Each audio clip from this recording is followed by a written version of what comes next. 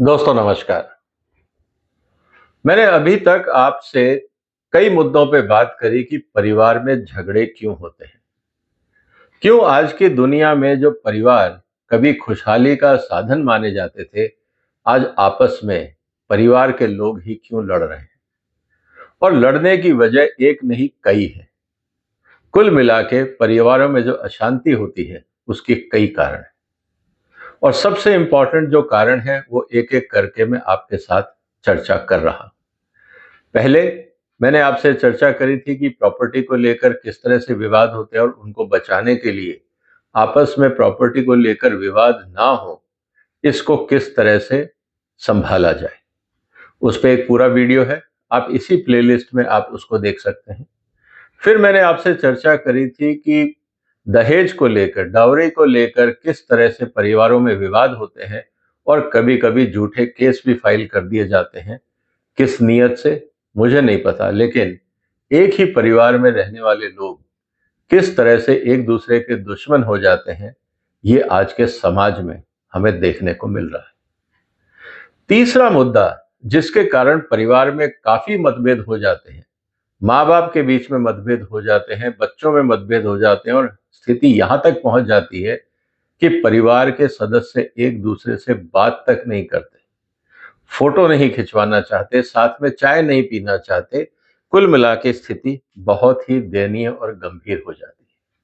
और ये मुद्दा आता है विल को लेकर, वसीयत को लेकर कि आफ्टर ऑल जो परिवार की जायदाद थी उसका हिस्सा किसको कितना मिलेगा। पहले बहुत कुछ होता था, लेकिन जैसे जैसे कानून बदलते गए, अब जो बच्चियां हैं या बेटियां हैं उनको भी अधिकार मिलेगा।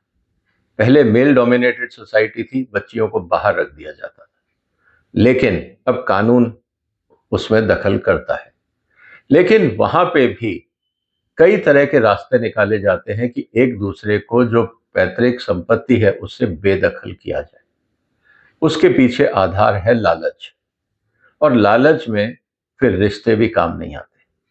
इसीलिए दोस्तों, आज जो हम चर्चा करेंगे वो हम चर्चा करेंगे कि जो वसीयत है, जिसके आधार पे बंटवारा होना है, या इस प्रॉपर्टी जो पारिवारिक प्रॉपर्टी है इसको कैसे और कौन मैनेज करेगा, इसका लेखा जोखा जिसने प्रॉपर्टी बनाई होती है या जो परिवार का मुखिया होता है, वो इस दुनिया से जाने से पहले कोशिश ये करता है कि वो इस मुद्दे को रिजॉल्व कर जाए।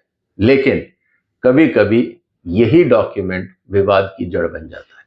इसलिए सबसे इंपॉर्टेंट चीज ये है समझना कि वसीयत असली है या नकली, इसकी पहचान कैसे करें। क्योंकि बहुत बार बहुत सारे ऐसे केसेस मैंने देखे हैं जिसमें एक तरफ तो लगता है कि वसीयत सही है, लेकिन जब आप डिटेल में जाते हो तो आपको समझते ये बात समझ में आती है कि इसमें तो बहुत बड़ा घोटाला है। लेकिन जो फर्जी वसीयत बनाता है वो भी पूरी तैयारी करता है कि किस तरह से ये जो वसीयत है, जो वास्तव में फर्जी है, ये ओरिजिनल या असली लगे। तो दिमाग दोनों तरफ से लगता है। जो गलत काम करता है वो भी दिमाग लगाता है, और जो सही करता है वो भी जानने का प्रयास करता है कि उसका हक क्यों मारा गया। इसीलिए दोस्तों, बहुत इंपॉर्टेंट बातचीत होगी इस पूरी सीरीज में। तो आपसे निवेदन है कि आप इस चैनल को सब्सक्राइब करें, शेयर करें, और जो भी इंफॉर्मेशन आपको चाहिए, जो भी रेलेवेंट प्ले लिस्ट है, अगर आप व्यापार में हैं तो उसके लिए, पारिवारिक मुद्दे हैं तो उसकी एक सेपरेट प्ले लिस्ट है, अगर आप और किसी मुद्दे पे जानना चाहते हैं, कॉन्ट्रैक्ट की बात कर रहे हैं तो उसकी सेपरेट प्ले लिस्ट है, ताकि आप लोगों के लिए जो भी इंपॉर्टेंट जानकारी है मैं आप तक पहुंचाता रहूं। अब सबसे इंपॉर्टेंट बात यह आती है कि वसीयत फर्जी है या सही है। अब इसमें सबसे इंपॉर्टेंट बात जो देखने को मिलती है वो ये कि क्या वसीयत में अनयूजुअल और सडन चेंज दिख रहा है। माँ बाप तो बड़े अच्छे बात करते थे बच्चों से, सब बच्चे उनके प्रिय थे, कोई खास बच्चा भी था, छोटे को ज्यादा प्यार करते थे, बेटियों को ज्यादा प्यार करते थे, सब कुछ होता था। लेकिन जैसे ही उनकी जो वसीयत बनाता है उसकी डेथ होती है, तो जो इशू आता है उसमें यह समझ में आता है कि जो उनके सबसे खास थे वो तो उस बेनिफिशियरी लिस्ट में है ही नहीं, या उनको बेदखल कर दिया गया है, या उनको बिल्कुल नामात्र की प्रॉपर्टी दी गई है दिखाने के लिए। अचानक ये हृदय परिवर्तन कैसे हुआ, ये एक संदेह पैदा करता है।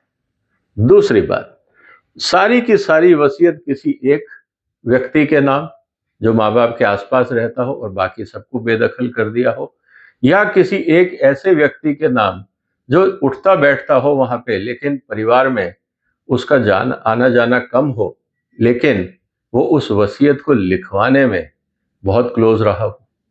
ऐसा व्यक्ति कौन है? तो एक संदेह उस पे भी जाता है। और सबसे इंपॉर्टेंट चीज कि पूरी वसीयत में परिवार में अगर 4 सदस्य हैं तो पता लगा एक का नाम ही गायब है, या उसको बिल्कुल नामात्र की प्रॉपर्टी देके खाना पूरी करके साइड पे कर दिया गया।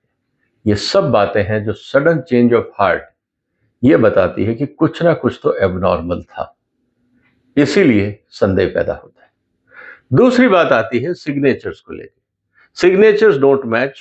आप लीगल डॉक्यूमेंट की बात कर रहे हैं, बुजुर्ग है, वो देख नहीं पा रहे, लिख नहीं पा रहे हैं, लेकिन वसीयत में उनके सिग्नेचर है। अब उस सिग्नेचर के हालात के अंदर अलग अलग कागजों पे अलग अलग सिग्नेचर है। अब ये बताना कैसे पॉसिबल होगा कि ये सिग्नेचर उनके हैं या किसी ने जाली सिग्नेचर की है? क्या सिग्नेचर के समय वहां पे कोई विटनेस था? ये बहुत इंपॉर्टेंट है समझना। इसीलिए सिग्नेचर लुक शेकी और इनकंसिस्टेंट कुड इंडिकेट फॉर्जरी और कोर्जन। मतलब या तो जबरदस्ती से उनको धमका के लिखवाया जा रहा हो तो आदमी के हाथ कांप रहे होते हैं, या बुजुर्ग इतने हैं कि समझ नहीं आ रहा कहाँ साइन कर रहे हैं और वो उस कागज पे साइन कर रहे हैं। उनको बताया गया होगा कि ये शायद ऑफिस की चिट्ठी है या किसी को निमंत्रण पत्र भेजना है, और एक्चुअली वो थी वसीयत। इस तरह की भी धोखाधड़ी सामने आई है। इसके अलावा सबसे इंपॉर्टेंट बात कि जब वसीयत साइन हो रही थी वहां विटनेस कौन था? इम्प्रॉपर विटनेस भी अपने आप में एक बहुत बड़ा इशू बन जाता है कि साहब वसीयत मेरे पास भेज देना, मैं साइन कर दूंगा। भेज देना, मैं साइन कर दूंगा, एक विटनेस को कहीं और साइन कराए, दूसरे से कहीं और साइन कराए, बीच के कागज किसके क्या थे किसी को नहीं पता। तो ये स्थितियां भी बड़ी विचित्र हो जाती है। दूसरा, जब आप वहां साथ में नहीं थे तो जो बेनिफिशरीज थे क्या वो साथ में थे विटनेस के? जिसका नाम लिखा गया है क्या वही बेनिफिशियरी वहां था? इस बात को समझना होगा। इसीलिए सबसे इंपॉर्टेंट चीज ये आती है कि विटनेस कब, कहां, कैसे, किन परिस्थितियों में हुआ, ये चीज बहुत महत्वपूर्ण रखती है। और खासकर तब जब विटनेस भी इस दुनिया में नहीं हो, तब जो सिचुएशन है वो और कॉम्प्लिकेटेड हो जाती है। अब सबसे इंपॉर्टेंट बात आती है लीगल फॉर्मेलिटीज। अब जो वसीयत है वो कब बनी, विल कब बनी, क्या उस पर कोई डेट है? अगर डेट है तो बहुत कुछ बताएगी कि कहाँ की डेट है। क्या उस पर कोई नोटराइज की स्टैंप है? क्या उसको नोटराइज कराया गया? अगर कराया गया तो किसने कराया, कहाँ कराया, कौन लेके गया था? क्या उसने बीच में से कागज बदले नहीं बदले, ये भी शक जाता है। ये सब चीजें समझने के बाद और सबसे इंपॉर्टेंट बात आ जाती है कि क्या ये वसीयत हैंड रिटन थी या टाइप थी। और अगर ये वसीयत हैंड रिटन थी तो सबसे इंपॉर्टेंट बात यह है कि वो हैंड रिटन अपने आप में एक एविडेंस हो जाता है, और साथ ही साथ इसको ये समझना कि ये फेक है या नहीं बहुत आसान हो जाता है। और अगर टाइपिंग होती है तो फिर ये पता नहीं लगाने की कोशिश होती है कि ये टाइपिंग कहाँ हुई, किसने करी, किसने डिक्टेशन दी। क्योंकि अगर वसीयत 1 पेज, 2 पेज, 4 पेज, 10 पेज की है तो ये बात तो आप मान के चलो कि कोई भी व्यक्ति 10 पेज याद रख के सीक्वेंस में डिक्टेशन नहीं दे पाएगा। इसका मतलब कोई ना कोई एक्सटर्नल इन्फ्लुएंस उस पूरे प्रोसेस में रहा है। इसको भी हमें समझना पड़ेगा। जैसा मैंने कहा कि टाइपिंग और hand written mismatch. If the body is typed but the signature appears pasted और फोटोकॉपीड। टाइप हो गई, दुकान में टाइप करा लाए, पिताजी से माताजी से बोला आप साइन कर दीजिए, या उनका कोई पुराना सिग्नेचर था उसकी इमेज ली, उसको इंसर्ट किया, बाद में उसको फोटोकॉपी ले लिया ताकि लगे कि ओरिजिनल है, लेकिन ओरिजिनल वसीयत कहाँ थी? दूसरा, टाइपिंग फॉन्ट के issue, inconsistency in ink, thickness of pen tip. बहुत सारे तरीके हैं ये पता लगाने के कि ये काम एक जगह हुआ, मल्टीपल जगह हुआ, एक आदमी ने किया, मल्टीपल लोगों ने किया। ये होती है sharp understanding of the subject और उस पूरे डॉक्यूमेंट का फॉरेंसिक अंडरस्टैंडिंग, ये बहुत जरूरी है। फिर सबसे इंपॉर्टेंट चीज एक और आ जाती है, अनकैरेक्टरिस्टिक्स लैंग्वेज और फॉर्मेट। कुछ ऐसी लैंग्वेज हैं जो मेरे को आती नहीं, मैं एक वकील नहीं हूं, और लेकिन मैं मेरे जो टेक्स्ट लिख रहा हूं उसमें बहुत सारे लीगल जार्गन मैंने डाल दिए। मैं टेक्निकल नहीं हूं, लेकिन मैंने बहुत सारी टेक्निकल टर्मिनोलॉजी का इस्तेमाल कर दिया। इससे साफ पता लगता है कि ये जो लिखने वाला है, ये कोई ऐसा व्यक्ति है जो सब्जेक्ट को जानता है, लेकिन जिसकी विल है उसका उस सब्जेक्ट की कोई अंडरस्टैंडिंग नहीं। यहां पे भी ये पता लगता है कि इसके अंदर कोई ना कोई घेल है।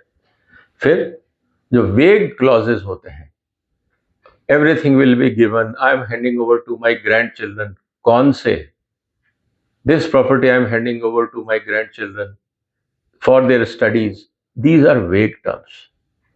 हैंड ओवर टू हुम, अगर बच्चे छोटे हैं तो किसी को तो आप जिम्मेवारी दोगे, उसका भी नाम नहीं। तो कहने का मतलब ये है कि बहुत सारे वेग टर्म्स आ जाती हैं इस पूरे डॉक्यूमेंट में, इसलिए समझना बहुत जरूरी हो जाता है। फिर सीधी सी बात आती है कि मेंटल कैपेसिटी। अब जिस व्यक्ति ने डिक्टेशन दी या जिसने 4-5 पेज की वसीयत लिखी, क्या वो इस लायक था कि वो 5 पेज की डिक्टेशन दे सकता या 5 पेज लिख सकता बगैर गलती के, बगैर स्पेलिंग मिस्टेक के? लगातार 5 पेज लिखना बगैर किसी गलती के, अगर टाइप्ड है तो उसने क्या डिक्टेशन दी? कौन टाइपिस्ट आया था? कितनी देर लगी थी? कहाँ पे डिक्टेशन हुई थी? घर पे हुई थी, ऑफिस में हुई थी, बाजार में हुई थी? बहुत सारे सवाल खड़े होते हैं। और जितनी लंबी वसीयत होती है, जितनी बारीकियां होती हैं वसीयत के अंदर, उतना आपको समझना पड़ेगा कि वसीयत लिखने वाला व्यक्ति क्या इतना कॉम्पिटेंट था या लगता है कि इसमें कुछ और गड़बड़ है। टाइमिंग एंड मेडिकल रिकॉर्ड्स, ये बहुत इंपॉर्टेंट चीज है। उस समय, जब ये वसीयत टाइप की गई, उस समय उस व्यक्ति की मानसिक स्थिति, शारीरिक स्थिति क्या थी? टाइमिंग क्या था? क्या व्यक्ति उस समय होशो हवास में था या नींद में था? अब आप कहोगे मैंने रात को 10 बजे कराई साइन। रात को 10 बजे क्यों? क्योंकि व्यक्ति उस समय नींद में हो रहा था। या सुबह मैंने 6 बजे साइन कराए। सुबह सुबह क्यों? क्योंकि उस समय आदमी मेंटली एकदम अलर्ट नहीं होता है। तो कहने का मतलब है कि बहुत सारे सिचुएशंस हैं जिसको हम इवेल्युएट कर सकते हैं। And then lack of original copy. आपके पास तो फोटो कॉपी है, ओरिजिनल किसके पास है पता नहीं, क्योंकि हो सकता है कि ओरिजिनल में कट पेस्ट का काम हुआ हो, उसको डिस्ट्रॉय कर दिया गया हो और सिर्फ फोटो कॉपी ही सबके पास है। अब सवाल इस बात का है कि ये फोटो कॉपी की ओरिजिनल किसने रखी, कौन देने वाला था, किसने ये फोटो कॉपी सबको बांटी? ये अपने आप में सर्कमस्टेंशियल एविडेंसेस के रूप में काम आ सकता है। क्या वो जो ओरिजिनल थी वो कहीं पे रजिस्ट्रार के पास है, कहीं आपने किसी वकील को या खास आदमी को संभालने के लिए दी है? ये सब समझना बहुत जरूरी हो जाता है। अब सवाल इस बात का है कि लीगल ग्राउंड क्या होंगे, किसको चैलेंज किया जाएगा? जैसा मैंने कहा कि लैक ऑफ कैपेसिटी, जो मेंटल कैपेसिटी है जिसने विल बनाई, क्या वो इस क्षमता में था जो उसने विल बनाई? क्या वो कर सकता था ये राइटिंग, इस तरह का डिस्क्रिप्शन? ये सबसे बड़ा उसकी मेंटल अलर्टनेस और कैपेबिलिटी पे सवाल है। दूसरा, क्या उसके आसपास कोई ऐसी परिस्थितियां थी जहां लगता है कि वो किसी के दबाव में था? बुजुर्ग माँ बाप भी बच्चों के दबाव में हो सकते हैं कि उनको पता है कि अगर इनकी बात नहीं मानी तो ये तंग करेंगे, खाना नहीं देंगे, परेशान करेंगे। ऐसा भी हुआ है, ऐसे बहुत सारे केस आए हैं, इसको भी समझना होगा। क्या ये फ्रॉड और फॉर्जरी है कि एक व्यक्ति, परिवार का एक सदस्य देश के बाहर रहता है और दूसरे ने उसका एक फर्जी डॉक्यूमेंट बना के, लगा के और साइन करवा लिए फर्जी? क्या ये हो सकता है? बिल्कुल हो सकता है। और फिर इम्प्रॉपर एग्जीक्यूशन कौन करेगा? कि मेरे पास आई थी, मैंने एग्जीक्यूट कर दिया, मेरे को ये प्रॉपर्टी मिली थी, मैंने बेच दी, किसके अधिकार क्षेत्र में था? इतनी जल्दबाजी क्या थी? इंटीमेशन क्यों नहीं दी गई? बहुत सारे सवाल खड़े हो जाते हैं। इसीलिए जब इस तरह की आपको लगता है कि आपके पारिवारिक संपत्ति पे विवाद हो सकता है और विल पे आपको डाउट है, तो सबसे पहले मेरा रिक्वेस्ट है कि आप एक कॉम्पिटेंट लॉयर से कंसल्ट करें, जो आपको ये गाइड करे कि ये देख के डॉक्यूमेंट वो समझा सके कि ये वैलिड लगती है या इसमें डाउट है। क्योंकि सबसे पहले वो चीज, ऑथेंटिसिटी के लिए सबसे पहले प्राइमा फेसिस केस तो होना चाहिए ना, कि देखने से लगती है कि हाँ साहब इसमें कुछ तो गड़बड़ है। और फिर बात आती है फॉरेंसिक की, वास्तव में लिखी किसने? इसलिए बहुत बार अगर हैंड रिटन है तो हम फॉरेंसिक एनालिसिस कर सकते हैं, हैंड राइटिंग एक्सपर्ट, और अगर बहुत पुरानी विल है और ये कहे जा रही है कि पिताजी की डेथ हुई थी 10 साल पहले, विल मुझे अभी कचरे के डब्बे में कहीं मिली या अलमारी के किसी कोने में मिली, ये सब चीजें, इंक एंड पेपर एनालिसिस, ये भी फॉरेंसिक में आप देख सकते हैं कि पेपर पुराना है या नया है। अगर पिताजी की डेथ 10 साल पहले हो गई तो वसीयत उससे पहले लिखी होगी। आज अचानक 10 साल बाद वो वसीयत क्यों निकल रही है? कहीं ऐसा तो नहीं कि अभी लिखी गई है और डेट पुरानी डाली हो? ये सब इन्वेस्टिगेशन में जरूरी हो जाता है। फिर विटनेस कौन था? क्या वो विटनेस उस समय पिताजी के टाइम पे उसकी परिस्थितियां क्या थी? क्या वो जानते थे एक दूसरे को? उस समय क्यों नहीं बताया? इस विटनेस को कब पता लगा कि उसको विल साइन करनी है? उसको भी इन्वेस्टिगेट करना, इंटेरोगेट करना बहुत जरूरी हो जाता है। क्या और भी कोई विल थी? ये भी जानना जरूरी है कि हो सकता है कि और कोई विल हो, लेकिन उसमें जो बेनिफिशियरी है उसका फायदा ना हो, इसलिए उसने उसको डिस्ट्रॉय करके एक नई फैब्रिकेटेड और फेक विल प्रेजेंट करी, कुछ चेंजेस करके। जरूरी नहीं है कि पूरी विल चेंज करी, हो सकता है बीच में से एक पेज चेंज कर दिया हो। ये समझना भी बहुत जरूरी है। और अगर डिजिटल है, टाइप्ड अगर है, तो ये पता लगाने का प्रयास किया जाए कि ये कहाँ टाइप हुई थी, किसके कंप्यूटर में हुई थी, उसमें फाइल डिटेल्स क्या थी, उसका जो मेटा डेटा है जिससे पता लगता है कि फाइल कब बनी, कौन क्रिएटर था, कौन सी डेट को हुई, कब कब कितनी बार चेंजेस हुए, बहुत कुछ हो सकता है। तो वो जानना भी बहुत जरूरी हो जाता है। तो उम्मीद है दोस्तों, इस जानकारी से अगर आपके पास कोई विल का इशू है, वसीयत का मुद्दा है, तो ये बेसिक जानकारी आपके काम आएगी। उसको ध्यान से देखें, समझें, पढ़ें। अगर आपको लगता है कि आपके साथ अन्याय हुआ है, तो आपका पूरा हक है अपनी हक को, अपने न्याय के लिए लड़ने का। इसीलिए जब भी आपको डाउट हो, प्लेलिस्ट में आपके लिए बहुत सारी इंफॉर्मेशन मैं डालता रहूंगा। ये चैनल एक नया शुरुआत है, क्योंकि बहुत सारे ऐसे केसेस और मुद्दे आते हैं जहां लोगों के, जिसको कहते हैं ना, फ्रिक्वेंटली आस्क्ड क्वेश्चंस, ये वो है। इसलिए निवेदन ये है कि आप इस चैनल को बार बार देखें, आपस में डिस्कस करें, सर्कुलेट करें, बच्चों को दिखाएं, क्योंकि वो भी कहीं ना कहीं इन परिस्थितियों से गुजरेंगे। तो जब वो अलर्ट रहेंगे एज ए सिटीजन, तो समाज में इस तरह की धोखाधड़ी कम होगी, फ्रॉड्स कम होंगे, तभी तो समाज खुशहाल रह पाएगा। उम्मीद है दोस्तों आप इस चैनल को पसंद करेंगे, इस वीडियो को शेयर करिए, इस चैनल को सपोर्ट करिए, सब्सक्राइब करिए। फिर मिलेंगे एक और महत्वपूर्ण मुद्दे के साथ। तब तक अपना ध्यान रखिएगा। फिलहाल वंदे मातरम।